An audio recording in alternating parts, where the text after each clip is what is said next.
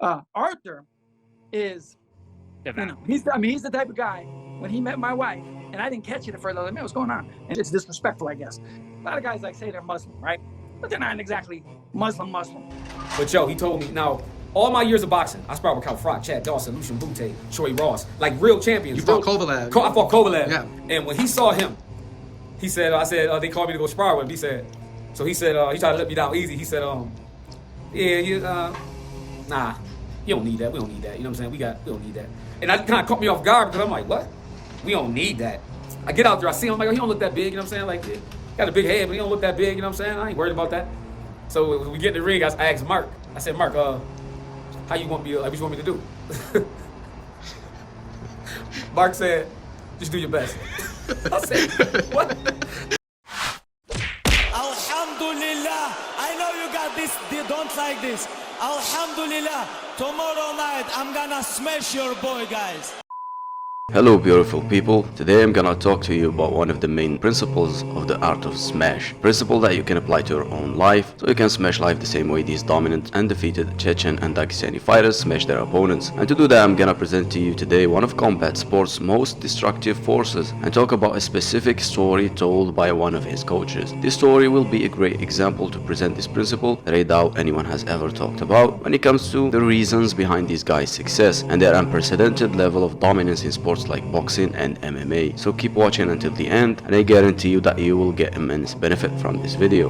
Meet one of the biggest stars in boxing today, the undefeated juggernaut, the Dagestani born of Chechen descent, Artur Beterbiev, who has a clean record of 20-0 with 20 KOs. That's a 100% finish rate. One of his coaches speaks highly of his discipline and his serious adherence to the Islamic faith in such a way that one time when he met his coach's wife, this happened. It's almost like, to me, I laugh sometimes when I see him, the way he is. It's funny to me just because he's so dedicated. Like, he's not a guy, a lot of guys like say they're Muslim, right? But they're not exactly Muslim. You know, right. They're like Jarrell Miller Muslim. Right. I knew some Muslims in my gym back in the day, and I'd be like, I don't think so, man. I don't think you're the Muslim that I think you are. Artur is, he's the type of guy, when he met my wife, and I didn't catch it at first, I was like, man, what's going on? And he wouldn't shake her hand. He can't touch her hand. He can't touch it. It's disrespectful, I guess. So he's that type of guy. He follows it 100%. He's never been, I guarantee you, he's never been in a bar in his life. Like, he would never disgrace himself by going into a bar. You know what I mean? So he lives like that. And the thing I've always told people, how his mentality, this is him 100%. I talked to him just about the other day. I asked him about this. He fought Joe Smith on a Saturday, unified the titles, right? WBO. Went home Sunday, and I have the video. I think I put it on my YouTube channel. He went home, went to the gym on Monday at 7 o'clock, and he has this thing he does with these sledgehammers where he bangs on a truck tire that's on the wall. And he does it for 3 minutes at a time, 8 rounds. So 8 rounds of this, right? I saw it too. Okay, well, he did that as soon as he got home from fighting Joe. Like a couple days later, he gets upset. The Joe fight didn't last long enough to satisfy him. Yeah, right. But think about it. So he's in there, and he's just tunnel vision. And I asked him, I go, basically like, what is it? What are you doing? And he's like, what? Like, he doesn't know what the issue is. Like, that's what I do. I'm a fighter. I train. I won the fight. That doesn't mean I'm not a fighter anymore. I'm still a fighter, so I got to go to the gym.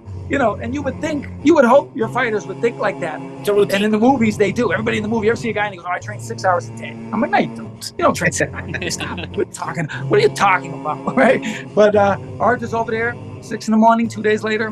So that means he had to get up at 5:30 to drive to the gym. The gym is not next to his house.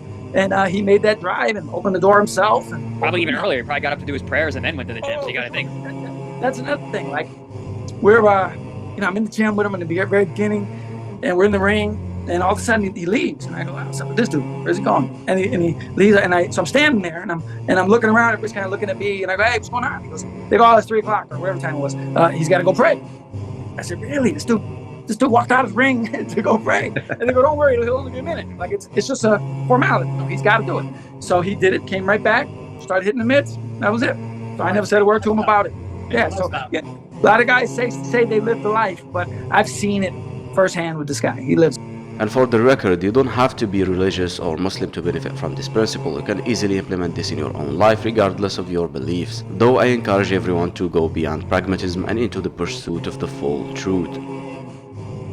Let's call this principle the steps of the devil. Most of us know exactly what to do in order to be successful in life, and know exactly what's keeping us from living a fulfilled life. Yet very few of us actually succeed in smashing life. Most of us have made promises to ourselves to not fall into this bad habit or the other, yet we find ourselves falling back into it again and again. It's an endless loop of stumbles and regrets. And when you are out of solutions, when you have tried everything that's within the scope of your personal worldview, but nothing worked, at least not for long enough to pull yourself out of this endless loop.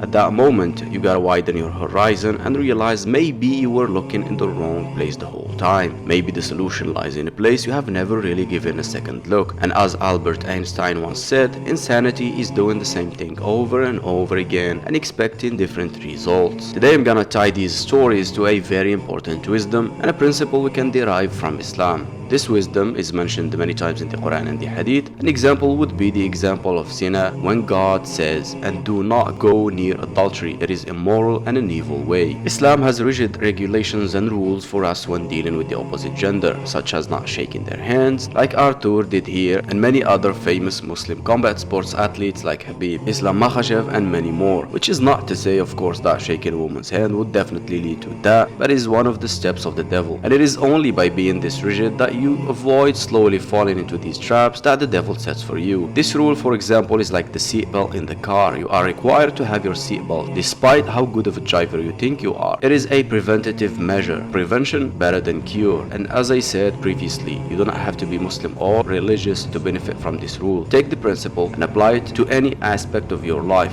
to prevent any potential slip-ups or falling into bad destructive habits that may sway you away from your objectives. The key element in this principle is that you do not even come near that bad habit. Do not even take the first steps towards it. Learn to identify the traps that the devil sets for you. Be aware that the devil can get desperate and he may only be happy with a small step that may seem harmless but will make his job easier in leading you further and further into his trap. Identify the first steps and be extreme in not allowing yourself to take them. If you follow this principle, I guarantee you that you will never fall into that trap again, or at least you will be giving yourself a wider space to be filling your time with beneficial and constructive habits that you already know will take you where you want in life, and be at the driver's seat instead of being led by the devil's whispers and following his destructive steps into a bottomless pit of hedonism.